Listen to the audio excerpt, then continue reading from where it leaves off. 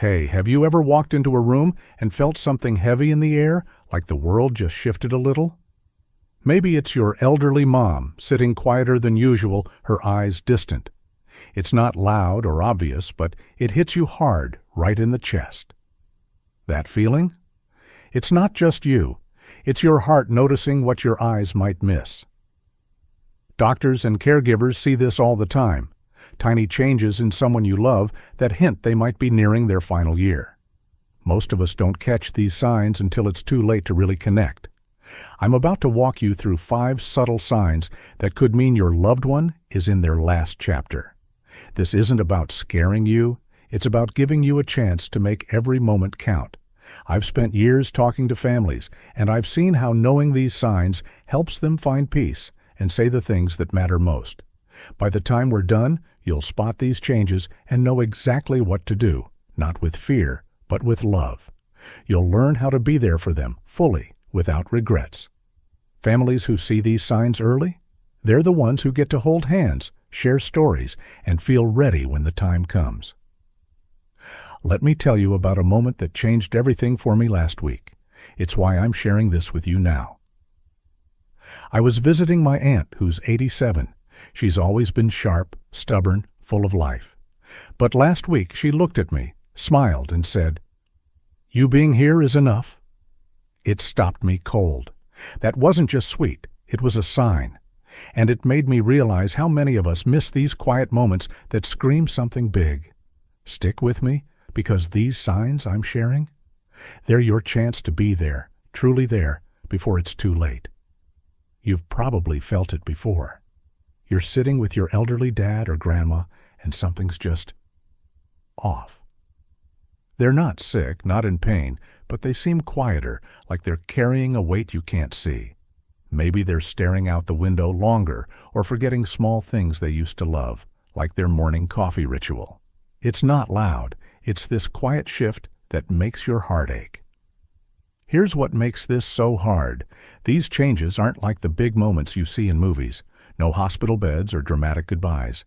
They're so small, so slow, you almost talk yourself out of noticing. One day they skip their favorite hobby. The next, they're a little less chatty. It's like the person you know is fading, but you can't pinpoint when it started. And that's what haunts me. And probably you too. I've talked to so many families who say, "I saw the signs months ago, but I didn't know what they meant." They miss chances to talk, to laugh, to say, "I love you," one more time. Not because they didn't care, but because they didn't know what they were seeing until it was too late. Think about the last time you visited your loved one. Maybe they moved slower, or their smile didn't quite reach their eyes. You brushed it off thinking, "They're just tired." But what if that was more?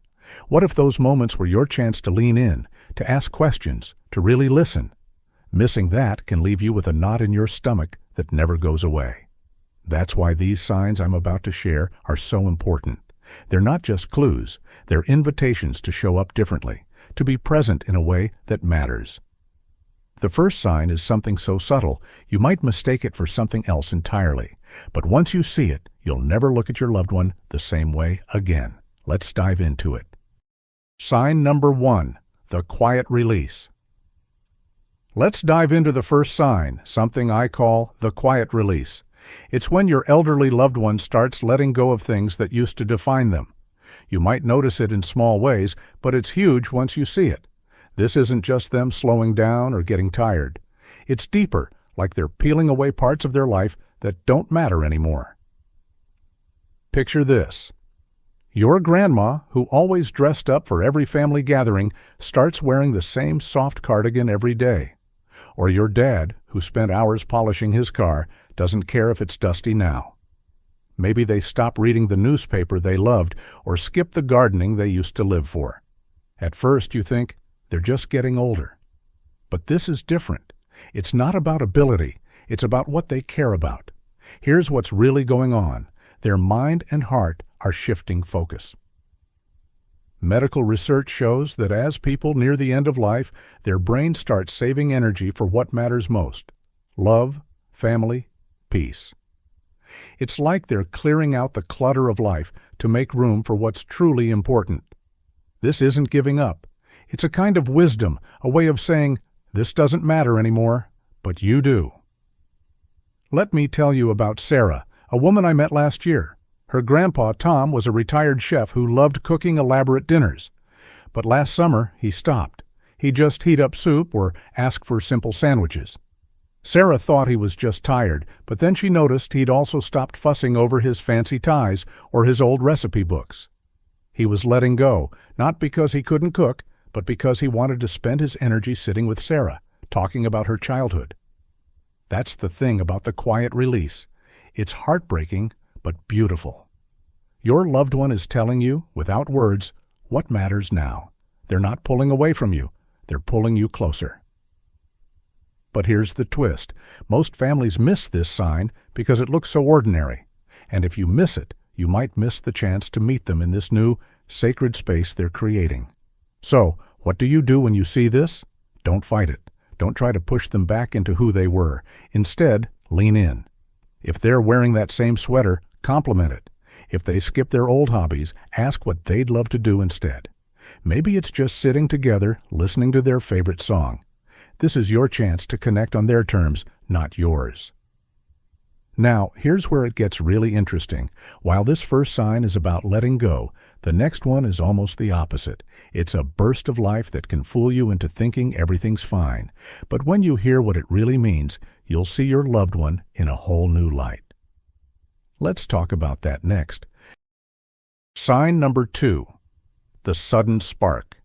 Now, let's talk about the second sign, something I call the sudden spark. This one throws families off because it feels like a miracle. Your elderly loved one, who's been quieter or weaker lately, suddenly lights up. They're more alive, more like their old self than you've seen in months or maybe years.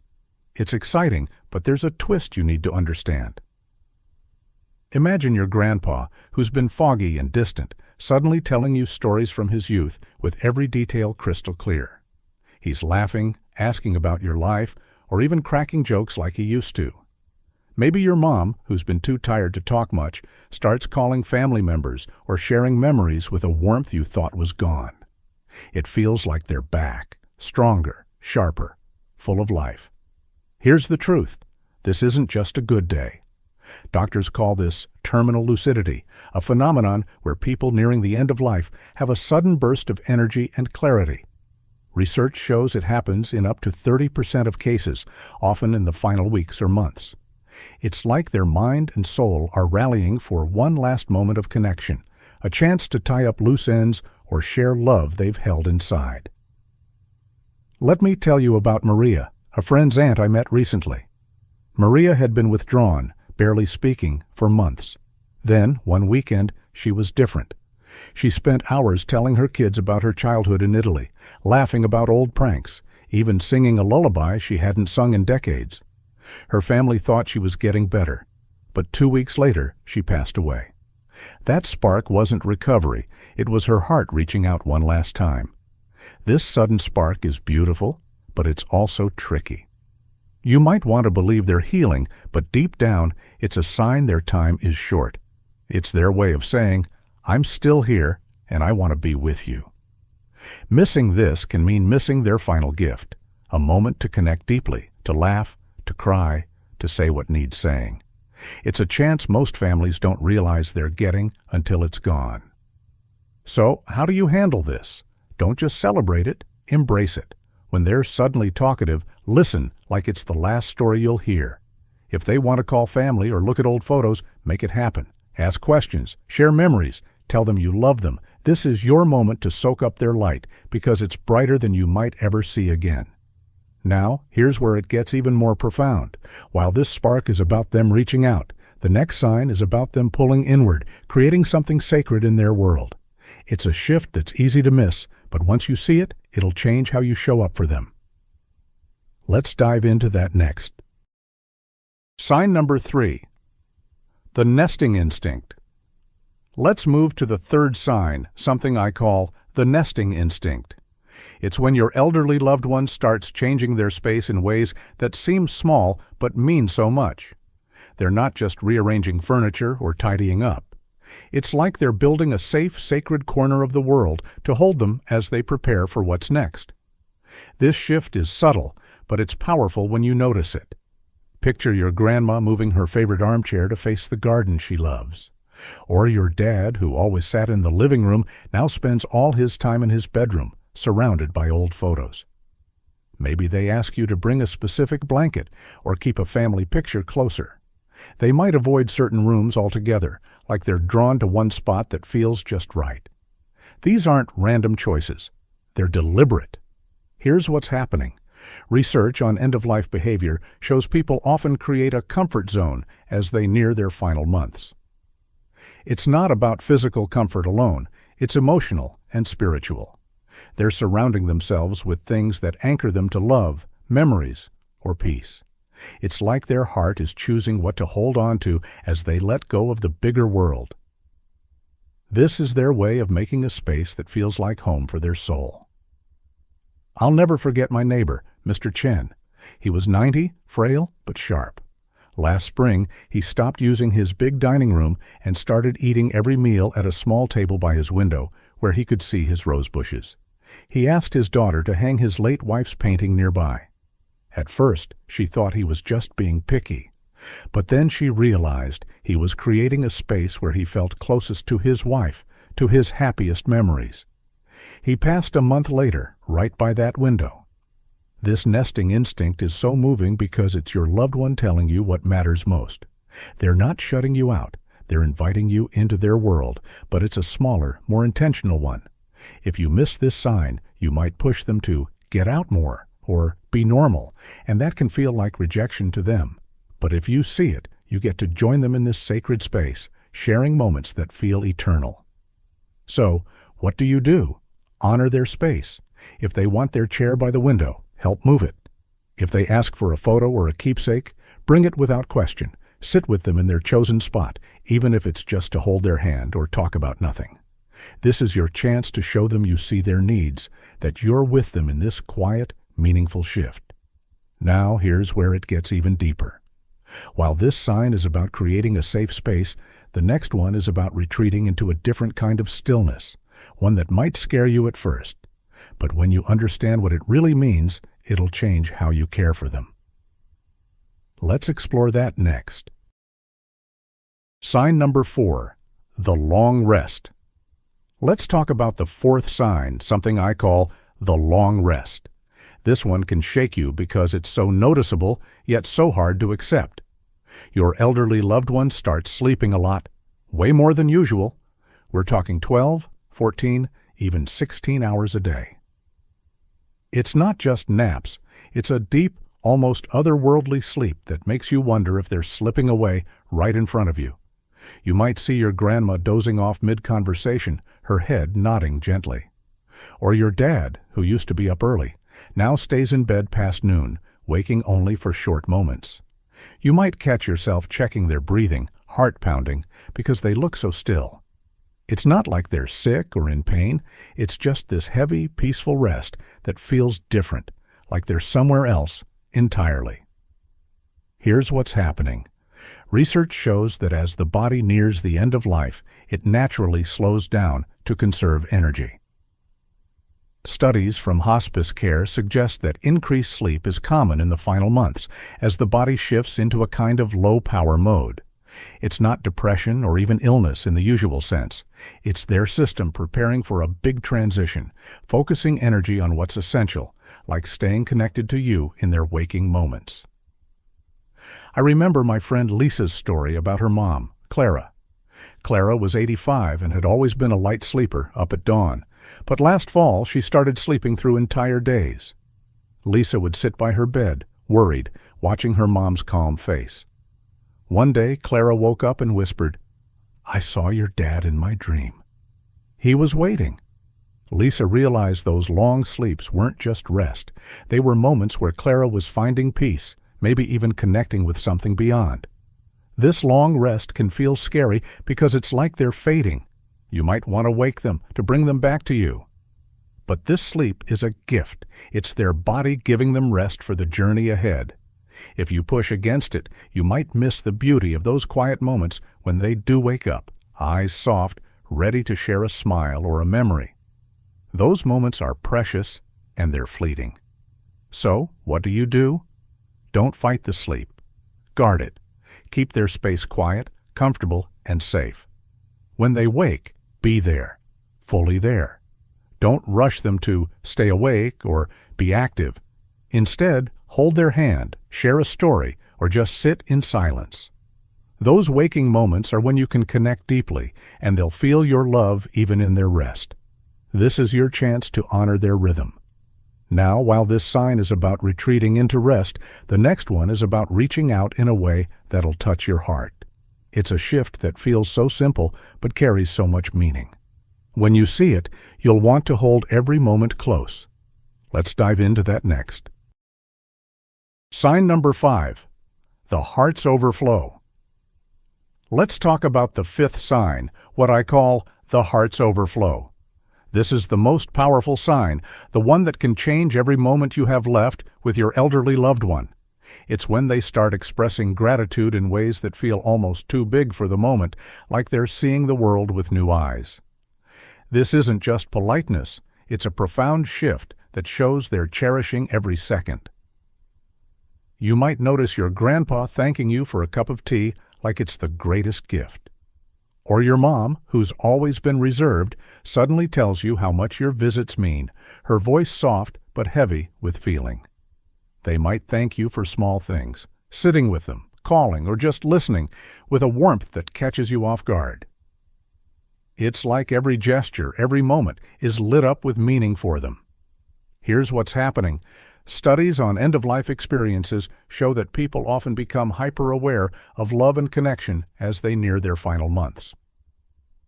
Researchers say this gratitude surge is their way of savoring life's beauty, tying up emotional loose ends. It's not just sentimentality, it's their soul recognizing the preciousness of what's here, now. They're living in a state of grace, and they're inviting you to join them in it. I'll never forget my cousin's story about his dad, Paul, who was 88. Paul was never big on words, but in his last months, he changed. One day, he grabbed my cousin's hand after a quiet dinner and said, "You being here is my whole world." My cousin laughed it off at first, but those words stuck. Paul passed soon after, and that moment became my cousin's anchor, a memory of love that still carries him through grief.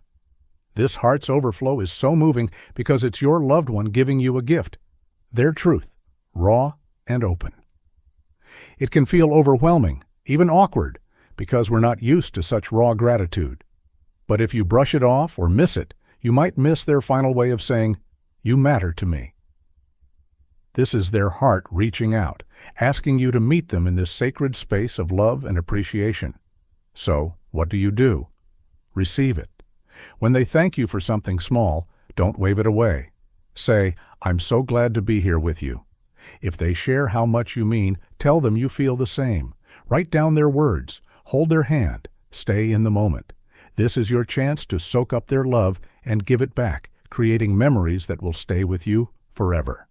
Now, while this sign is about their heart opening wide, what comes next is about how you can respond to all these signs in a way that transforms everything. It's not about loss. It's about finding a deeper way to connect. Let's explore how to make that happen next. Here's the surprising truth about spotting these signs. It's not about bracing for loss. It's about unlocking life's deepest moments. When you recognize these changes, you stop trying to fix or fight them. Instead, you step into your loved one's world, sharing time that feels richer, fuller than ever before. It's like finding a hidden gift in their final chapter. We're often told to keep them active or fight aging, but that can steal the beauty of this time. What if, instead of pushing back, you flow with their changes, letting go of their old hobbies, cherishing their sudden spark, honoring their sacred space, guarding their rest, and soaking up their gratitude? These aren't acts of defeat. They're acts of love that make every second glow. When you see them simplify, join them. Share a quiet moment instead of a busy day. When they light up with clarity, dive into their stories. If they create a cozy corner, sit there with them. When they sleep more, protect their peace. And when they pour out gratitude, let it fill your heart. This is how you turn their final months into a celebration of connection, not a countdown. Now, when you visit your elderly loved one, those quiet shifts won't scare you anymore. That knot in your stomach? It's gone. Instead, you'll feel a quiet honor, like you're witnessing something sacred. You'll see their changes, their letting go, their sudden spark, their cozy space, their long sleeps, their deep gratitude, as part of a beautiful journey, not something to fear. You'll move slower, speak softer, and treasure the small moments you might have missed before. That extra sleep? You'll see it as their body's wisdom, not weakness. Their simpler life? It's clarity, not loss. You'll sit with them, laugh over old stories, or just hold their hand, feeling the weight of every second. You'll be fully present, and it'll feel like a gift. And here's what will happen. Those talks you've been putting off, you'll have them. Those I love yous you thought they knew, you'll say them. Recognizing these signs doesn't just prepare you for their journey, it wakes you up to how precious this time is. You'll walk away with memories that warm your heart, not regrets that haunt you. People often ask me if it's better to know these signs or just let them pass unnoticed. I get it. It's tempting to avoid the hard stuff. But knowing is kinder than being caught off guard. When you see these signs, the quiet release, the sudden spark, the nesting instinct, the long rest, the heart's overflow, you can respond with love, not panic, and that makes all the difference. Your elderly loved one needs you to see them as they are now, not who they used to be or who you wish they could stay. When you notice their gratitude or their need for rest, you're giving them something powerful, the feeling of being truly seen, truly loved. That's a gift that lingers, for them and for you. Here's the truth I want you to hold on to. These signs aren't just about an ending. They're about a transformation, a chance to share moments that shine with meaning. You get to be part of their journey, to sit with them, laugh with them, love them deeply. What an incredible privilege that is. So, go to them, be present, and make every second count.